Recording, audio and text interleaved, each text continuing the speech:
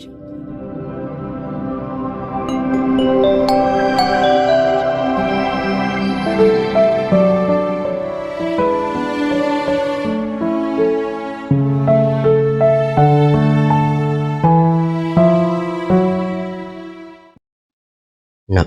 tassa bhagavato arahato sama sambuddhassa. Namo tassa bhagavato arahato sama sambuddhassa. Namo tassa bhagavato arahato sama sambuddhassa. Kalena dhamma sawanang eta manggala muttaman.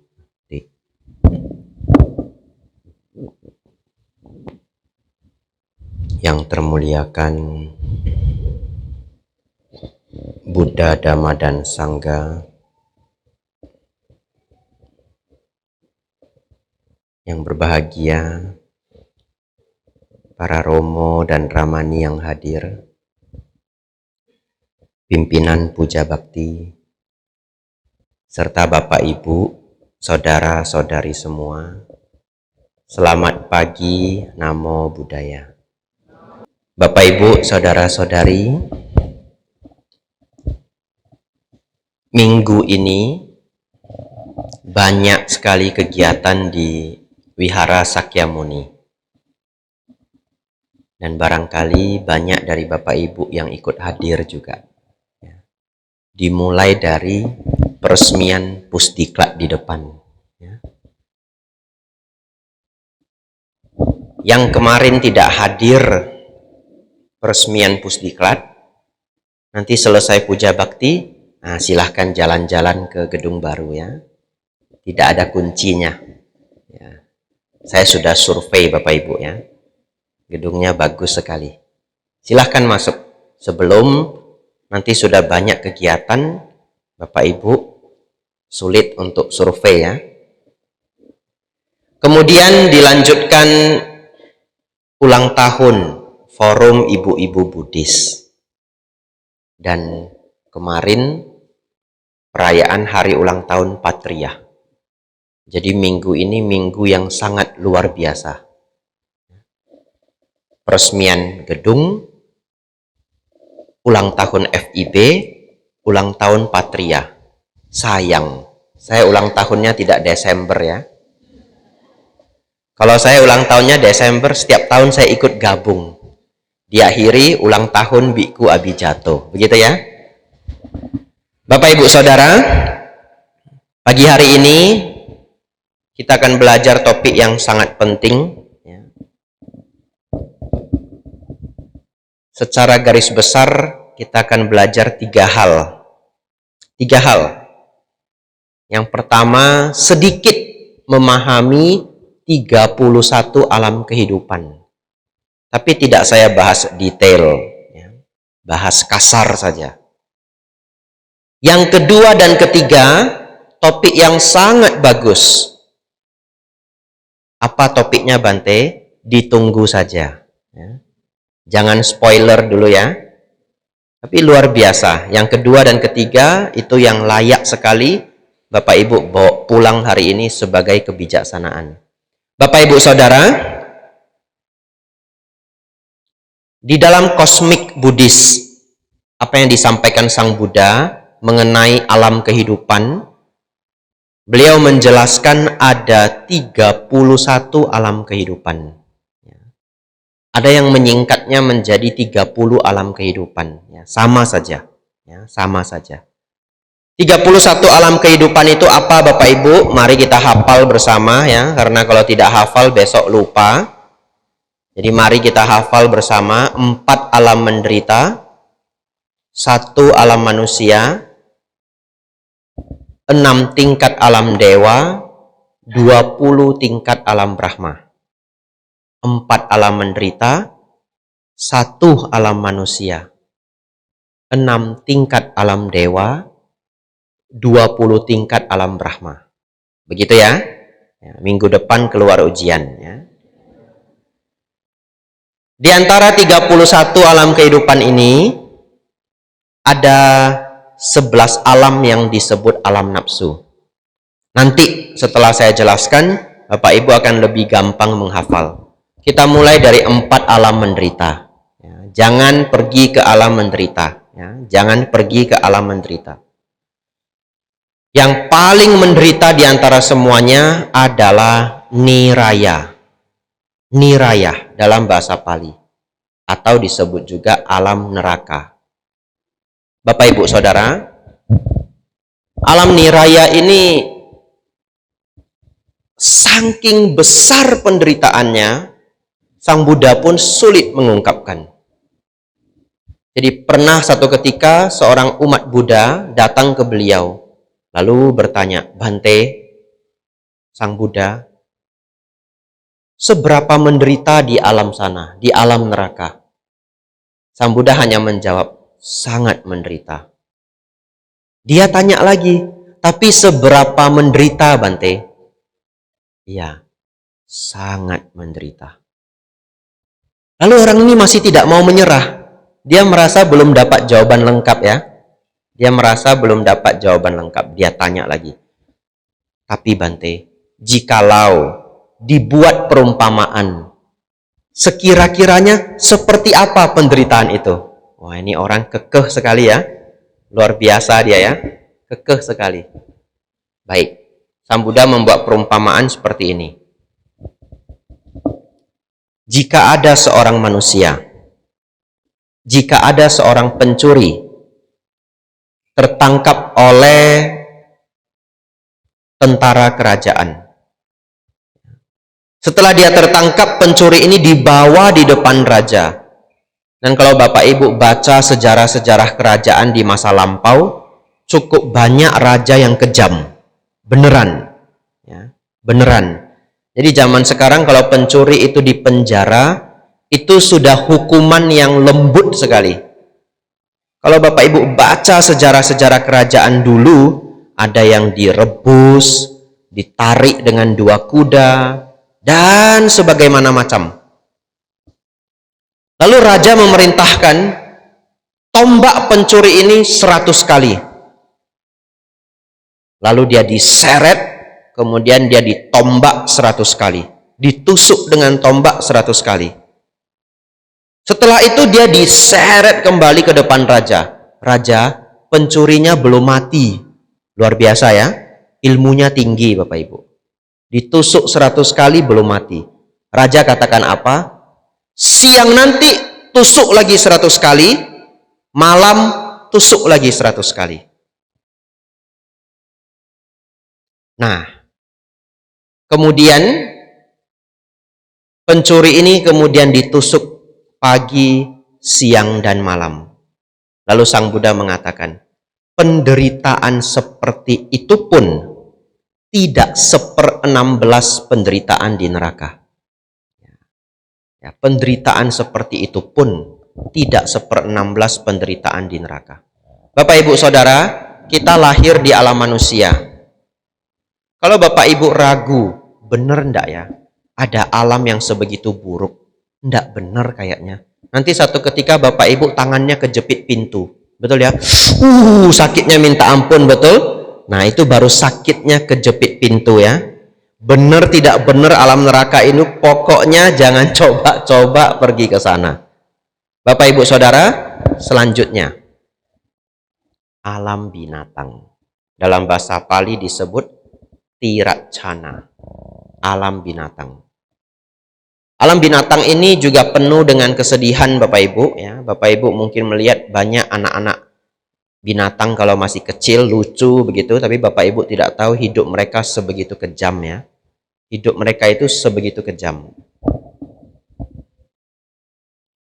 Di alam binatang Bapak Ibu, apalagi mereka yang lahir sebagai santapan, dalam artian makhluk-makhluk kecil seperti kelinci, ayam ya.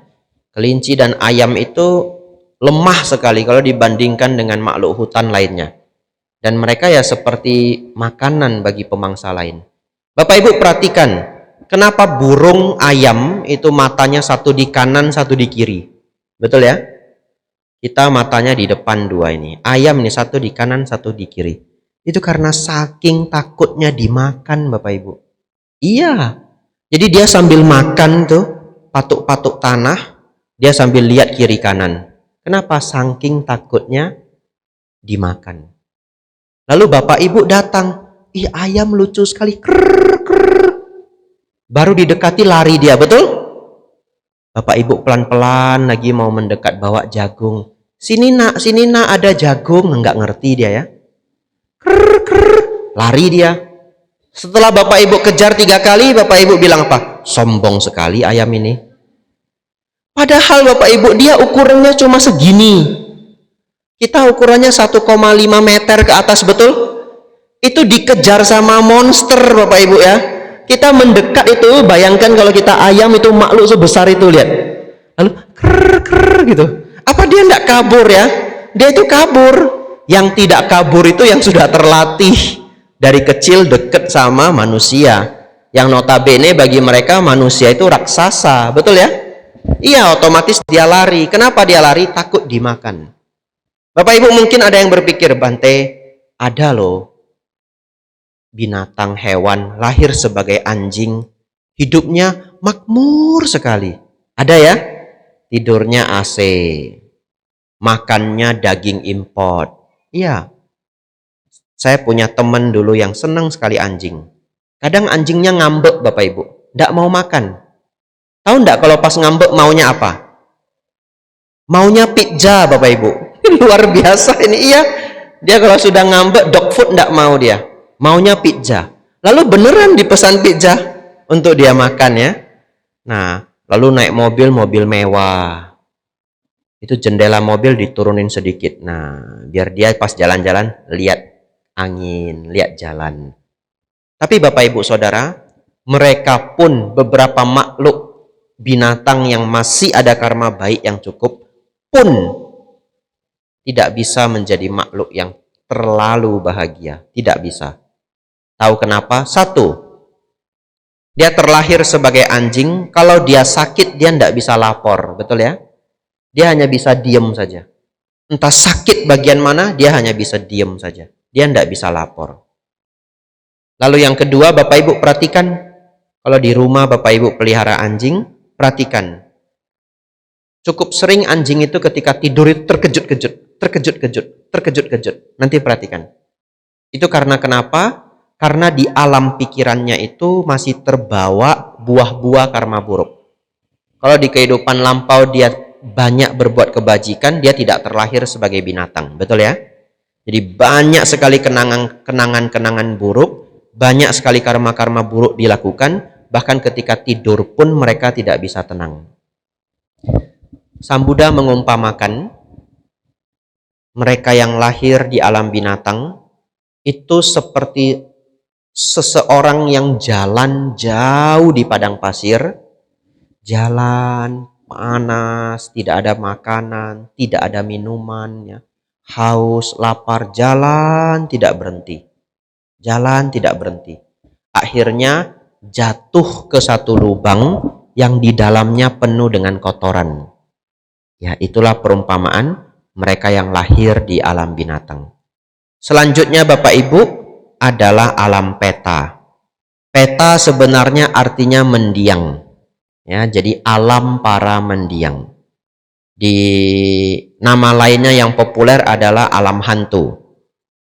Bapak Ibu Saudara, Sang Buddha mengumpamakan mereka yang lahir di alam hantu seperti orang yang berjalan di padang pasir, tempat yang kering, jalan tidak berhenti, berjalan,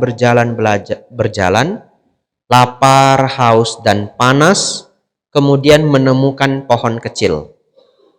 Lalu beristirahat di bawah pohon yang kecil ini. Pohon kecil Bapak Ibu, ya renungkan saja pohon cabai ya.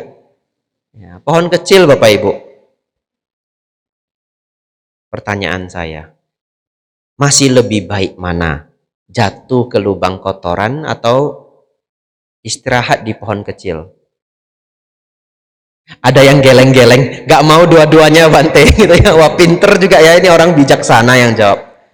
Masih lebih baik alam hantu dibanding alam binatang. Jadi di antara alam-alam ini, neraka yang paling buruk, setelah itu alam binatang, setelah itu alam peta. Tapi tiga-tiga ini semua buruk ya, disebut alam apaya atau alam yang penuh penderitaan. Yang keempat alam asura adalah sebenarnya adalah alam dewa, tetapi karena kebencian luar biasa mereka senantiasa menderita. Ini juga terjadi pada manusia. Manusia itu sebenarnya sudah termasuk alam surga paling rendah. Iya betul, manusia adalah alam surga paling rendah. Tapi beberapa orang karena kebencian luar biasa, karena kemelekatan luar biasa, akhirnya menjadi error. Kita sebut orang dengan gangguan jiwa, betul ya? Apakah dia bisa sebahagia manusia lainnya? Sudah tidak bisa. Ya, saya dulu belajar psikologi, praktek juga di rumah sakit jiwa. Ada yang nangis saja sepanjang hari, coba. Nangis saja sepanjang hari. Kami yang praktek di sana sampai kasihan. Kadang kami tanya, Bu, mau makan apa? Kok nangis terus?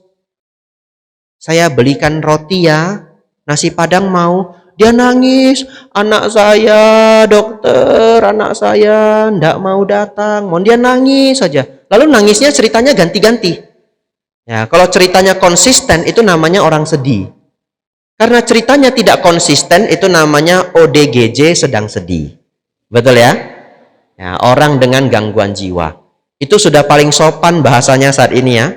Kalau salah bahasa katanya bisa disomasi. ODGJ. Bapak Ibu Saudara,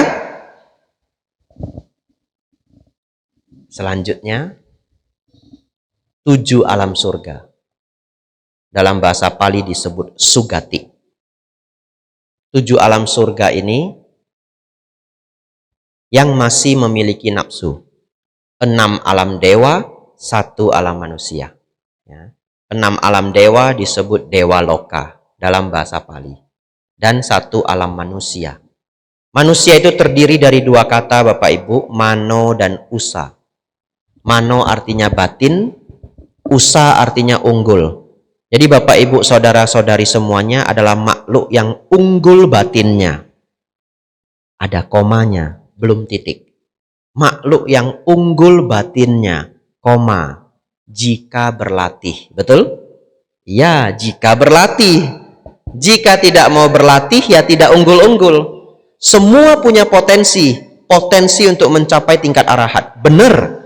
Semua yang ada di ruangan ini adalah orang yang bisa mencapai arahat. Koma. Jika berlatih. Betul ya? Bapak Ibu Saudara, alam manusia ini alam yang sangat unik. Sang Buddha mengatakan sangat sulit terlahir di alam manusia.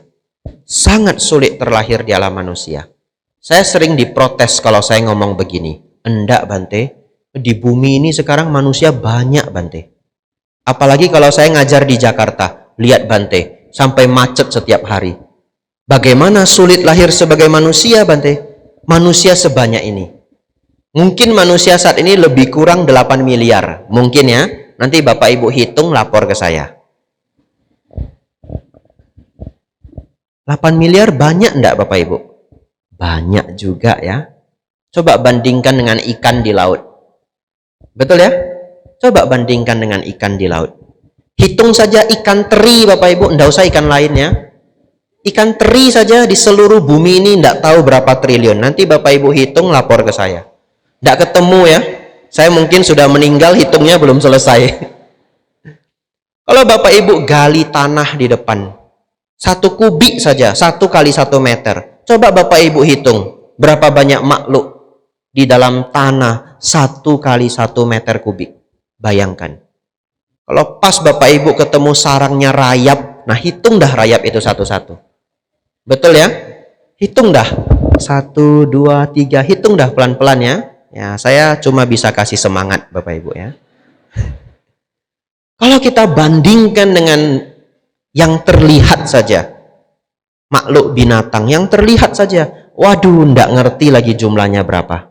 Ada seorang matematikawan mencoba memperkirakan, memprediksi jumlah semut. Nanti Bapak Ibu cek di Google ya. Nolnya banyak sekali. Nolnya banyak sekali. Bukan triliun lagi, bukan kuadriliun, lebih daripada itu. Kalau Bapak Ibu hitung semua makhluk binatang yang ada di bumi kita ini, ikan dan semuanya, 8 miliar jumlah manusia, tidak ada apa-apanya. Betul Bapak Ibu? Tidak ada apa-apanya. 8 makhluk binatang itu bukan makhluk hidup. Hidup. Betul ya? Bapak Ibu ketemu sapi coba. Bapak Ibu lihat sapinya, ya hidup. Ya, mereka ya punya perasaan ya. Kalau yang sudah jinak kita elus-elus ya dia seneng gitu. Kalau kita ganggu anaknya dia marah. Kenapa? Ya dia makhluk hidup Bapak Ibu ya. Itu baru yang tampak. Yang tidak tampak tidak tahu lagi, belum sensus ya. Ya, Bapak Ibu Saudara, sungguh sulit terlahir sebagai manusia. Ada satu perumpamaan Sang Buddha, dan ini sering umat Buddha hafal, tapi tidak tahu lengkapnya. Begitu ya? Nah, ini pelajaran saya sudah 20 menit. Ini Dhamma Desana ada jatahnya Bapak Ibu ya. Jadi saya sambil cek jam. Bapak Ibu, saya akan ungkapkan perumpamaan ini agar Bapak Ibu hafal. Karena cukup sering umat Buddha itu ingat perumpamaan kura-kura buta. Betul ya? Tapi cerita lengkapnya seperti apa, lupa. Jadi Sang Buddha mengumpamakan terlahir sebagai manusia itu seperti ada seekor kura-kura yang buta. Setiap 100 tahun sekali, dia naik ke permukaan untuk mengambil nafas. Lalu dia turun lagi. 100 tahun, kepalanya naik sekali. Lalu di sisi lain, ada bongkahan kayu yang berlubang di tengahnya. Ini kayu melayang-layang di samudra Bapak Ibu. Melayang-layang di samudra yang begitu luas. 100 tahun sekali, kura-kura itu naik ke atas laut. Entah kapan, satu ketika, entah kapan, kura-kura itu pas mengambil nafas, pas masuk ke lubang dari bongkahan kayu itu. Ketika itu pas semua, lahirlah Bapak Ibu sebagai manusia. Nggak tahu itu sebetapa sulitnya, nggak tahu. Kalau Bapak Ibu merasa, bener nggak ya? Nanti Bapak Ibu hitung semua makhluk tampak saja yang tadi saya ungkapkan. Setelah Bapak Ibu dapat jumlahnya, bandingkan dengan 8 miliar, nanti Bapak Ibu dapat kesempatan terlahir sebagai manusia 1 banding panjang sekali. Begitu ya? Ya, nanti Bapak Ibu hitung ya. Bapak Ibu Saudara, setelah itu 6 tingkat alam dewa, 20 tingkat alam Brahma.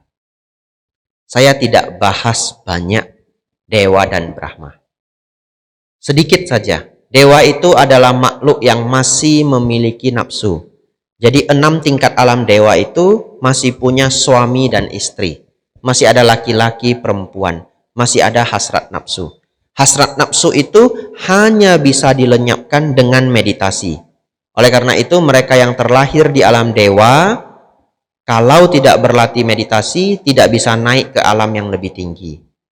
Terlahir di alam dewa itu sesungguhnya tidaklah terlalu sulit. Menjaga sila, senang berdana, senang belajar dhamma. 3 cara ini sudah sangat memungkinkan Bapak Ibu terlahir di alam surga. Tadi Bapak Ibu ngambil sila, silena sugating yanti. Dengan merawat sila, terlahir di alam surga. Alam surga yang disebut 6 tingkat alam dewa. Pertanyaan saya, andaikan Bapak Ibu semuanya adalah orang yang sangat suka berdana, sangat dermawan, sangat dermawan. Lalu setiap bulan Bapak Ibu berdana 1000 ton beras ke segala penjuru. Dan Bapak Ibu sudah lakukan ini selama 20 tahun.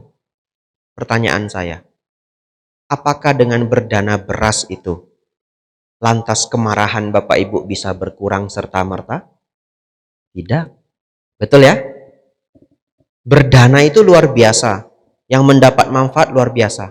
Apakah bisa kesombongan lantas berkurang serta-merta? Tidak bisa. Kemarahan, keserakahan, kesombongan itu tidak bisa serta-merta lenyap hanya karena praktik berdana. Tapi kalau praktik berdana disertai kebijaksanaan, membantu mengurangi dosa loba moha. Membantu adalah salah satu bagian dari latihan. Tetapi kalau tidak belajar dhamma dengan seksama, tidak ditambah dengan meditasi, kita tidak akan pernah bisa melenyapkan kemarahan. Sebaik apapun orang, kalau dia tidak melatih batin, ya masih bisa marah. Betul ya? Kalau marahnya sudah lenyap, kita sebut marahnya sudah lenyap, ditambah pandangan benar, memahami dhamma, seseorang itu menembus tingkat anagami, kesucian tingkat ketiga. Bapak Ibu Saudara, mereka yang mencapai tingkat batin yang tinggi, dalam bahasa Pali kita sebut jana, itulah mereka yang lahir di 20 tingkat alam Brahma. Oleh karena itu, di dalam alam Brahma tidak ada hasrat nafsu ragawi. Para Brahma itu tidak ada laki-laki perempuan, tidak ada suami dan istri. Nah, inilah 31 alam kehidupan Bapak Ibu, 4 alam menderita, 1 alam manusia, 6 tingkat alam dewa, 20 tingkat alam Brahma. Pertanyaan saya, ada berapa alam yang masih memiliki nafsu hasrat ragawi? Kalau Bapak Ibu perhatikan, ada 11 alam. 4 alam menderita, 1 alam manusia, 6 tingkat alam dewa. Saya sengaja Bapak Ibu, saya ngomong begini mungkin sudah 5 kali. Betul ya? Supaya apa? Supaya hafal. Karena kalau tidak dihafal, minggu depan pasti lupa. Minggu lalu Bantenya ceramah apa? 31 alam kehidupan. Apa aja itu? Pokoknya ada 1 alam manusia. Betul ya? Itu detailnya. Ada yang menderita, ada yang bahagia. Itu dah. Ada alam Brahma. Bagi-baginya gimana? Kamu lihat aja ulang itu rekamannya, begitu ya. Saya cuma ingat ada 1 alam manusia. Begitu beruntung terlahir sebagai alam manusia. Manusia itu makhluk yang unggul batinnya. Makanya kamu lihat batin saya unggul. Nah, itu jawabannya ya. Sisanya lupa semua. Bapak Ibu Saudara, kita masuk topik kedua. Ini yang bagi saya sangat luar biasa pagi hari ini. Karena judulnya Sukha dan Dukkha. Betul Bapak Ibu? Baik. Sederhana saja. Sederhana saja. Sebagai manusia, kita setuju. Kita punya dukkha dan sukha. Itu seperti telapak tangan. Bapak Ibu tidak bisa punya satu.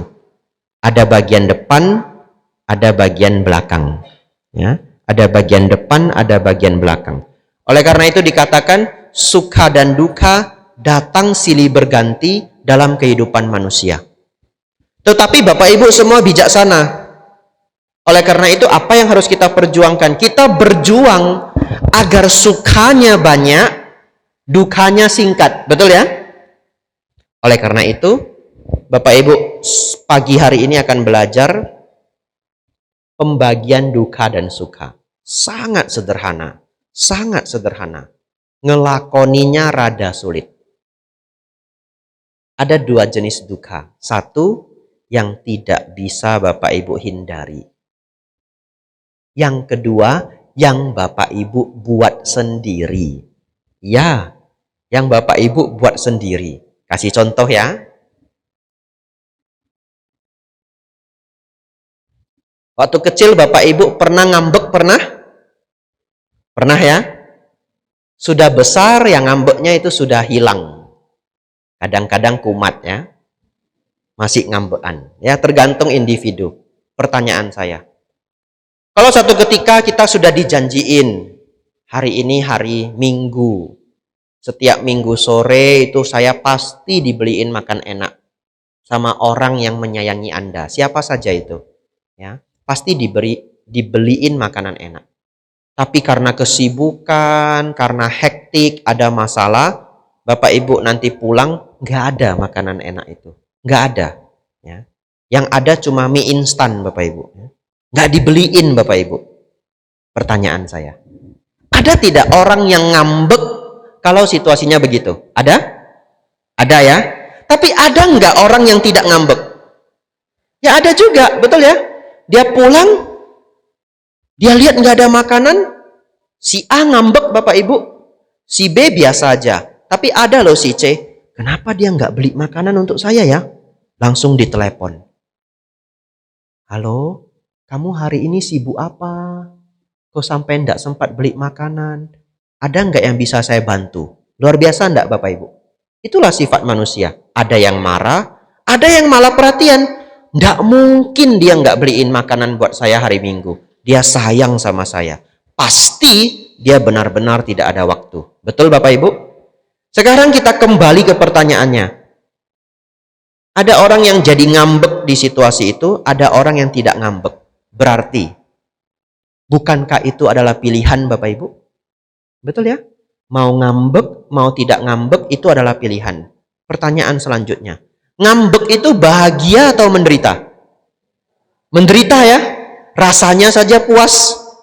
Belum tentu Anda menang kalau ngambek. Anda ngambek sama saya rugi Bapak Ibu. Saya diemin aja. Ya, oh ngambek, silahkan. Bukan urusan saya. Sudah habis belum ngambeknya? Nah, saya pergi saja, ndak urusan saya. Kenapa? Ngambek itu kan hak masing-masing individu, betul ya? Tapi ngambeknya Anda tidak akan mempengaruhi saya. Kebahagiaan saya pun hak saya, ngambek Anda adalah hak Anda, selama tidak mengganggu saya, betul ya? Kalau dia ngambeknya mukul tembok sampai kita ndak bisa tidur, itu namanya sudah ngambek ganggu orang. Ada orang ngambek nggak ganggu orang, dia tidur saja, nggak mau ngomong, boleh. Hak masing-masing individu, betul? Tapi jangan gara-gara ini nanti pasangan hidupnya ngambek, ngambil kalimat saya ya. Kamu ngambek, silahkan. Hak masing-masing individu. Kata Bante Abijato. Waduh gawat saya ya. Bapak Ibu Saudara, itu saya sebut sebagai duka yang Anda bikin sendiri. Satu ketika ada seseorang ya, bukan Bapak Ibu. Ini kan sudah mau tahun baru. Lalu satu ketika dia keluar rumah, dia buka pintu rumah. Tetangganya Bapak Ibu beli mobil baru untuk tahun baru. Mobilnya bagus sekali, hampir 1 M, cicil 5 tahun ya. Bapak Ibu Saudara, begitu dia lihat mobil sebagus itu, panas sekali di sini Bapak Ibu. Dari sini turun sampai sini Bapak Ibu, naik sampai sini ya. Nama penyakitnya ini GERD ini. Asam lambung naik sampai sini Bapak Ibu ya. Panas satu badan dia. Wah, itu pagar dia genggam sampai goyang-goyang. Lalu dia balik nyari suaminya. Kalau dia seorang wanita ya, gara-gara kamu itu. Gara-gara kamu. Suaminya bilang, saya baru bangun, saya salah apa ya? Itu lihat tetangga, mobilnya bagus begitu. Makanya kamu rajin. Dia ngomel-ngomel seharian Bapak Ibu. Makan ndak bisa, minum nggak tenang, tidur ndak bisa Bapak Ibu. Marah-marah aja. 2 minggu marahnya Bapak Ibu. Lalu tetangganya sengaja parkir depan pas itu. Ya. Setiap buka pintu darahnya naik Bapak Ibu. Untung tidak dicek, itu sudah 170 itu darah tingginya. Bapak Ibu Saudara, di samping itu ada loh orang, salah satunya saya. Silahkan Bapak Ibu tiru. Kalau karakter yang baik, sombong sedikit boleh, betul ya? Ya, karakter yang baik. Kalau saya buka pintu tetangga saya punya mobil baru, saya senang. Tidak sia-sia ya, dia kerja pagi, siang, sore, malam. Betul Bapak Ibu? Ini keluarga rajin banget ini. Papa rajin, anak rajin, ya wajar punya mobil baru. Luar biasa. Punya tetangga yang berduit itu seneng. Nanti susah pinjam uang boleh, gitu ya. Udah seneng saya, wah ini mobil baru. Kalau saya pinjam uang dia nggak bisa ngelak lagi ini. Mobil aja baru ini. Kenapa kita harus gusar? Betul ya Bapak Ibu? Bapak Ibu Saudara. Kita kembali ke ibu yang uring-uringan 2 minggu tadi. Siapa yang membuat dirinya menderita? Diri sendiri. Itu kita sebut duka yang dia buat sendiri. Bapak Ibu Saudara, saya ingin sekali Bapak Ibu pulang dari sini, semua duka yang Bapak Ibu buat sendiri biasanya, hapus semuanya. Hapus semuanya. Mungkin Bapak Ibu akan mengurangi 60-70% duka Anda. Hapus semuanya. Bante, kadang-kadang Bante saya di kantor, nggak ada yang hargai saya. Bener Bante, mereka makan aja nggak ngajak saya. Itu duka yang Anda buat sendiri. Betul. Kalau Bapak Ibu di kantor, mereka semua makan tidak ajak Anda, berbahagialah. Anda bisa hemat. Betul. Ya, dulu saya jualan obat di Siantar. Pelanggan saya suka sekali makan Bapak Ibu. Dan mereka makan semuanya mahal. Saya kalau diajak saya stres Bapak Ibu. Betul. Nanti malam makan ya. Makan di mana? Itu seafood yang di samping jalan. Mati. Habislah 300.000. Betul ya? Makan sedikit, makan banyak, bayarnya sama. Bagi rata. Kalau laki-laki bagi rata Bapak Ibu. Ya. Makan sedikit, makan banyak, rata. Tak makan aja banyak-banyak ya. Ya gemuklah jadinya Bapak Ibu ya. Ya, biar untung Bapak Ibu ya, bayarnya rata. Bapak Ibu Saudara, di setiap keadaan, kalau itu adalah duka batin, catat ini ya. Kalau itu adalah duka batin, itu Bapak Ibu yang buat sendiri. Duka batin itu adalah pilihan. Bahkan Sang Buddha mengatakan, walaupun tubuhku sakit, pikiran janganlah sakit. Nanti Bapak Ibu pulang renungkan. Kumpulkan sebanyak-banyaknya duka yang Bapak Ibu buat sendiri, hapus, hapus, hapus, hapus, hapus. Biasanya musuhnya gengsi. Gengsi Anda kurangin, kurangin, kurangin, kurangin. Terakhir untuk bagian ini. Duka lain yang Bapak Ibu atau orang lain buat sendiri, itu adalah tidak mau merawat sila. Ya, kalau kita pegang 5 sila, banyak duka yang kita tidak harus alami. Kalau seseorang mencuri, bisa enggak digebuk sama warga? Bisa? Bisa. Obatnya apa? Jangan ngambil barang yang bukan milik kita. Itu namanya tidak menambah duka secara bijaksana. Dan yang paling terasa adalah mereka yang minum minuman keras. Kalau sudah tahu minum minuman keras sampai mabuk, pulangnya jangan bawa motor, jangan bawa mobil sendiri. Itu namanya nyari penyakit. Itu sangat tidak bijaksana. Sudah tahu ini mabuk, jangan pulang naik kendaraan sendiri. Terus bagaimana? Pesan motor online, mobil online. Nah, oleh karena itu salah satu contoh, bukan kita semua ya. Umat Buddha tidak boleh minum minuman keras. Sila kelima. Tapi ini hanya contoh. Agar Bapak Ibu lihat jelas sekali orang itu nyari duka. Nah, dulu saya pernah dengar cerita ketika saya masih umat.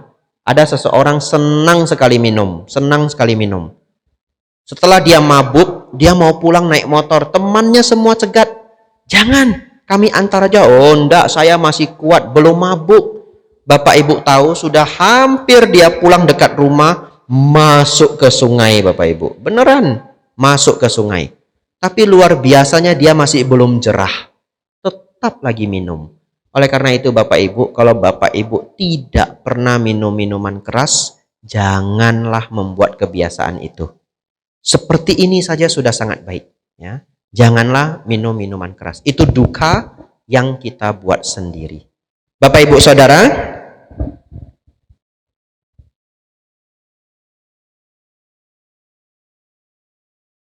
ada beberapa bagian sebenarnya sudah saya catat ya. Tapi saya lihat waktunya tidak terlalu cukup. Jadi saya ungkapkan cepat-cepat aja. Saya catat di sini. Gelisah itu juga sebenarnya Bapak Ibu buat sendiri. Tapi melawannya sulit. Ya. Orang yang paling berhasil melawan gelisah itu adalah para astronot. Saya ceramah ini juga kemarin di Klungkung. Ya. Para astronot itu dilatih dengan simulasi yang berulang-ulang. Sehingga pada saat mereka berada pada misi, kalau roket itu dalam masalah, bahkan 1 menit terakhir akan meledak pun, mereka masih dengan sangat tenang mencari penyebabnya dan memperbaiki. Tapi ketenangan itu hadir dari simulasi yang berulang-ulang, simulasi yang berulang-ulang.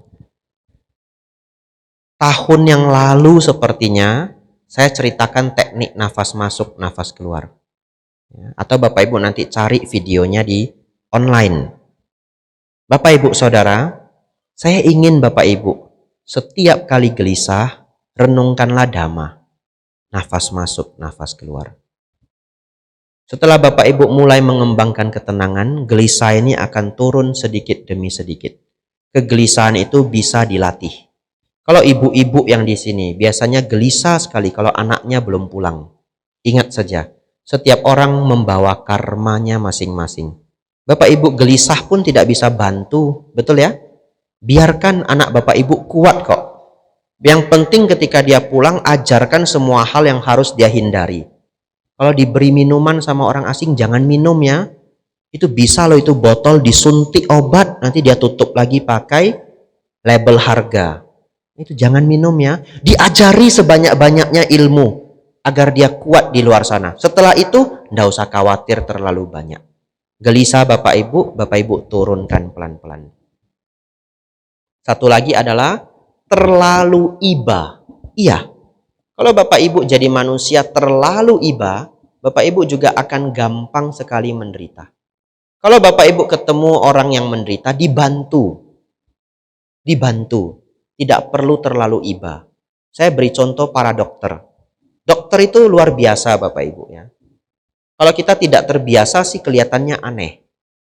Kita datang dalam keadaan seburuk apapun, kita sudah usus buntu sakitnya minta ampun. Itu dokter itu datang itu nanya dengan senyum Bapak Ibu. Betul ya? Kita sudah sakit sampai keringatan, wajah sudah hijau, itu dokter masih, "Selamat siang Pak, sakit yang mana?" Sudah tahu sakit di sini ya. Kenapa dia nggak bisa ikut merasakan sakit saya? Tidak bisa. Kalau dokter ikut merasakan sakitnya kita, dia nggak bisa kerja Bapak Ibu, betul ya? Datang orang kecelakaan, tangannya terbelah. "Aduh Pak, kasihan sekali tanganmu, kenapa?" Lalu tangannya gemetar, dia nggak bisa kerja. Yang perlu bagi seorang dokter adalah apa? Ketenangan dan membantu. Secepat-cepatnya dengan sigap dia berikan obat. Kalau luka dia bersihkan luka. Dia tidak bisa ikut terlalu sakit merasakan kita. Tidak bisa. Tapi apakah dokter itu ada empati? Ada. Ya. Kalau datang pasiennya gawat darurat, mereka juga punya empati. Tapi mereka tidak larut dalam kesedihan itu. Tidak larut dalam ketakutan itu. Mereka sebagai dokter harus ngobatin pasien. Jadilah orang seperti itu Bapak Ibu. Dalam dhamma kita sebut UPK. Kalau Bapak Ibu di masyarakat lihat orang yang perlu dibantu, dibantu.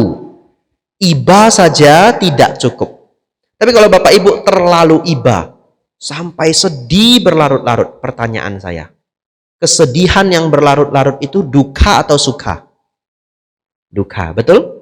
Dan Sang Buddha mengatakan semua duka adalah kotoran batin. Ya, semua duka adalah kotoran batin. Jadi ikut bersedih berlarut-larut adalah kotoran batin. Terus bagaimana? Boleh Bapak Ibu empati, tunjukkan wajah berempati. Lalu bantu orangnya.